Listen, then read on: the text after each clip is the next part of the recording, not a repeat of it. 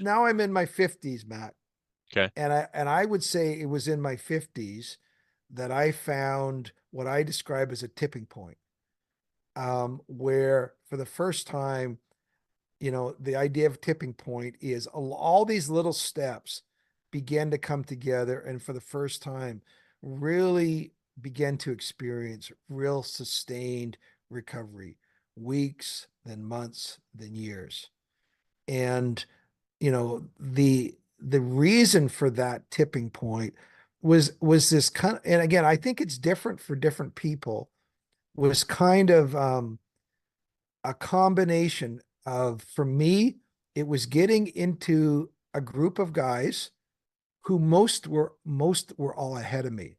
Mm, Now that was different, right, than what I had before. right. These were all guys who had longer sustained recovery. So it was like group mentoring. In addition to that, getting some coaching from two guys. First of all, Michael Leahy and Matt Dobshoot. So though both of those guys were not just recovery coaches, but also business coaches at some point. And so that was the second one. Podcasts for me became a real source of daily encouragement. Mm, So getting into daily, I mean, I listen to a podcast every day. yeah. Pretty similar. So some of that combination, finally, all of those steps came together, and then I was experiencing a far more what I would call true recovery or sustained recovery. And then after that, then start working with Michael, working with Matt D, and then the training and podcast to be an effective coach and mentor. And then that moved into a bit of the coaching dynamic I'm at today. But I'm still got to figure out what I'm going to do when I grow up, Mac. But I'm still unfolding. I'm still pulling the string of the sweater. But thanks to God, thanks to the support of men around me, I am experiencing the freedom of wide open spaces when it comes to my life. So, anyways, probably more information than you need. No, that was fantastic. And then so when you first like met Matt, so for the Hmm. audience, Matt Dobshoots, Hmm. he's the host of Porn Free Radio, Yep. which that was the first that was the first porn recovery podcast I started to listen to. Yep. And I actually met Vern through Matt Dobshoot's group, Recovered Hmm. Man, I still which coach for some of his rev groups. Yeah. yeah, so that's kind of interesting that you mentioned that just because that's how we met. Vern, you started to take over some of his groups and Hmm. help with that. And then Yep. I I was moved from Matt's kind of the group he was running to your group. And Hmm. then that's how we started to meet. And then Hmm. now I'm in your recovery group that you run, Right. which is Band of Brothers. Yep. Um, that's fantastic. So did you like start in this is maybe more of a personal Yeah. curiosity question, but I Sure. think it ties in. But like with meeting Matt, like did you start to meet him through like listening to his podcast and then were you in one of his groups or like how can you explain that a little bit more? It's a great question. I probably listened to the first 100 to 150 podcasts. So you do actually, it's really, podcasting's a bit weird. You'll notice people really get to know you. Yeah. They develop an affinity. They feel like they know you simply by listening. If you listen to 100 plus podcasts, you learn a lot about a person. You develop a real affinity to them. Now, I had been in a group run by Michael Leahy through Bravehearts. So I had been in a Bravehearts. group, that was the group that I was kind of the newest guy in terms of length of sobriety. Got it. Okay. So by the time I got to Matt and then we struck up a relationship, I was already had enough traction and enough momentum that I think we moved almost immediately into uh, working together relationship, and we started talking about, I actually did a training how to be a coach through Michael Leahy, but it was Matt's the idea of using a podcast and just his business acumen to say, okay, I can do this. If I see a model of somebody else doing it, Hmm. it gives me the sense I can do that too, not just with recovery, but with coaching, with Yeah. mentoring. Yeah.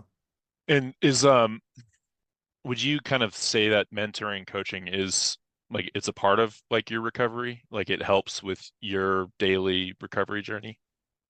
Yeah, and I think my situation is a tad bit different in this way. First of all, my therapist was a coach in one Okay. sense. He's coaching me in things. A coach is there for somebody who knows things that you don't yet know, Mm, and has also got experience in areas where you haven't gone before or not fluent in. So my therapist helped me in emotional family of origin issues that I had never gone there before and had no fluency in. And he would ask me questions like a good coach does, more so actually than telling me things. He'd ask me good questions and I would go, okay, I never thought about that before. Or like example, my mother, I never thought that the role of my mother could have actually right. been significant. And Right. then when you read a book, some of my coaches, I'm gonna use the word coaches, are Yeah. not people I've met in person. Mm, So there's vicarious or impersonal coaches. Being a lifelong learner. So I would read two books that I read that were super helpful for me. The first one was Surfing for God. yeah. That's what That someone in the group talked about that, I think, last week. Yeah, Michael Cusick. That book really helped me put together um, just a whole broader approach to strategy. But the one that I was going to reference in terms of the therapist was Jay Stringer's book, Unwanted. Mm, So those guys also can mentor you to some degree. right. Where I want to say I'm a little different. Like we've worked one-on-one together, you and me, Yep. right? Now, I did not work one-on-one with Matt um or Michael in the same way. But so I just want to, which Yeah. I think would have been helpful. At the time I didn't get into it that way. But I also, maybe because I had been leading a group for 12 years. I don't Yeah. know. Sure. But I will say this though. When I was in a group of guys who were ahead of me, then what happened was I was learning from them. And some of these guys had been in, recovery 6 months, a year, two Right. years. So I am learning things like, well, how did they get there? What's their approach to boundaries? How are they creating safe environments?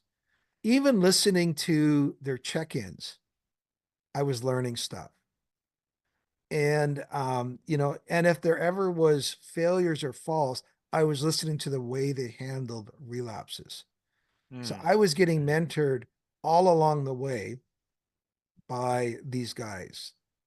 Now, what most guys do, this is what most guys do, and I'm all for accountability. Most guys find a buddy that they're comfortable with, right. and they say, "Okay, you and me together, we're tight, right? Yeah, I can tell you everything," which means most everything. But and we're gonna hold each other. Here's the big word: accountable, and we're gonna do this thing. Yeah, let's do it. It's like Tough Mudder. We're gonna do this thing. Right. And you know what? And that's great. Peers are huge, but sometimes you're pooling two things. Mm, There's shared ignorance. You're pooling together your ignorance. You don't know what you don't know, right? Or you're just sharing together your failures. Oh, my week sucked. Oh man, I could. Oh, mine did too. Oh man, don't we both suck? Yeah. Oh, we'll do better next week. You got it. Thanks. yeah. Yeah. I've been there before. Right. And that's good in that it serves a certain purpose, but Sure. that's not what we're talking about. Helping somebody move forward by having people ahead of you. Right. And then